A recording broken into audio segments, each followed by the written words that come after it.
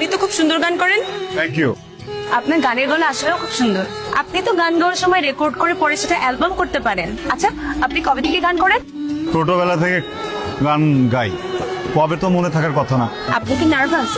না, তাহলে তোতলাচ্ছেন কেন? আপনি এখানেও আসেন? কালকে আপনি এভাবে বের হয়ে গেলেন কেন? হঠাৎ করে একটা ইম্পর্টেন্ট কল চলে আসছিল। আমার কি মনে হয় জানেন, আপনি আমাকে দেখে ভয় পেয়ে চলে গেছেন। আমার চেহারা কি খুব খারাপ? আমি কি দেখতে রাক্ষসের মতো? আমাকে দেখে কি আপনার এক্স এর কথা মনে পড়ে? তো মান কেন তাইলে? মেজাজটা খুব খারাপ। আমাদের ক্যাম্পাসে একটা সিনিয়র আছে না, লম্বা চূড়া, সুন্দর করে দেখতে, গান গায়। ও রাফসান ভাই, ওনার কি সমস্যা আমাকে বলতো? নিজেকে কি সুপারস্টার মনে করে? মানে মাথায় সমস্যা। গতকাল ওনাকে আমি গান গাইতে দেখে আমি ওনাকে বলছি উনি সুন্দর গান গায়। প্রশংসা পেয়ে হয়তো এক্সাইটমেন্টে তোতলানো শুরু করছে, তারপরে হুট করে চলে গেছে। ফাইন, আজকে আবার দেখা হয়েছে। দেখা হওয়ার পরে আমি খুব সুন্দর করে ওনার সাথে কথা বলছি, আবার তোতলাইলো, ধুম করে চলে গেল।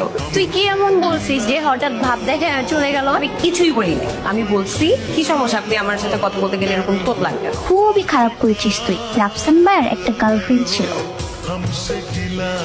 দেখতে দেখতে আমাদের সম্পর্কে 3 বছর কেটে গেল আর আমরা টেরই পেলাম না। আচ্ছা, আমাদের পড়াশোনার তো আর 2 বছর বাকি, তাই না? আমি চিন্তা করতেছি কি এর মধ্যে মাকে তোমার কথাটা বলে দেবো। বলে দাও। একটা জটিলতা আছে না, মা যদি দেখে যে তুমি একটু তোতলাও। বাবু, আমি তোমাকে তোতলা বলতেছি না, এটা তো সত্যি না যে তুমি কথা বলার সময় একটু তোতলাও। দেখতে খারাপ? না পরিবার খারাপ? না না না, তোমার মা কোন দেশের প্রাইম মিনিস্টার যে আমার খুব ধরবে? আমি তোমাকে রিকোয়েস্ট করতেছি আমার মাকে নিয়ে কোনো আজে বাজে কথা বলবা না। কিছু বললেই দোষ না? তুমি যদি আর একটা বাজে কথা বলো তাহলে তোমার সাথে আমার সম্পর্ক থাকবে না। কিসের সম্পর্কের কথা তুমি বলতেছো?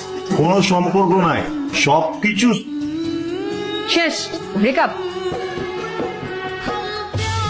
তোতলা বলায় 3 বছরের সম্পর্ক 3 মিনিটে শেষ করে দিছে। আমি জীবনে একটা বড় ভুল করে ফেলেছি। আমার মনে হয় সেটার জন্য আমার আপনার কাছে সরি বলা উচিত। আমার পারিবারিক শিক্ষা থেকে আমি যা শিখেছি সেখানে সবসময় মানুষকে সম্মান করতে হয়।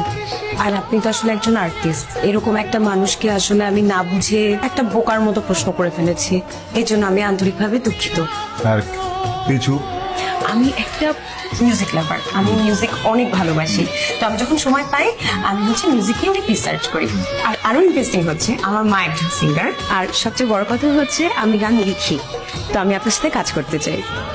ভাবতে হবে, আজ করবো কি করবো না। আপনি ভাবেন।